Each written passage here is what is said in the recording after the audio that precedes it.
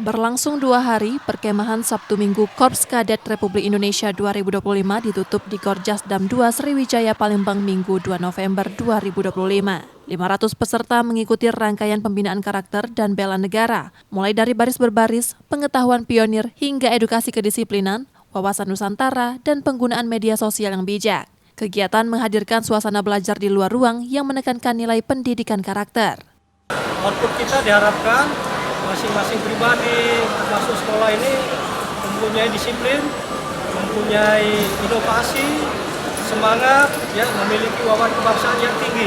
Ya, itu kita harapkan. Jadi kalau memang daerah kita ini belum ada dan kita harapkan tidak terjadi misalnya tawuran. Nah, ini kita bina adik-adik kita ini jangan sampai terpengaruh seperti kejadian-kejadian di kota besar lainnya, tawuran antar sekolah dan sebagainya.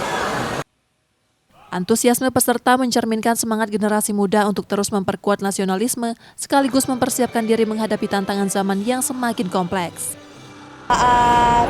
Di lapangan ada latihan PBB dan juga kami melakukan kegiatan seperti pengetahuan materi tentang pionir, tentang simpul dan lain-lain. Maknanya yaitu kami bisa mengetahui ilmu baru, bisa juga kami lakukan di kehidupan sehari-hari. Persami KKRI ini menegaskan komitmen TNI dalam mendukung tumbuhnya generasi muda yang tangguh, disiplin, dan siap berkontribusi untuk bangsa sesuai profesinya kelak. Rizka Silviana, Kompas TV, Palembang, Sumatera Selatan.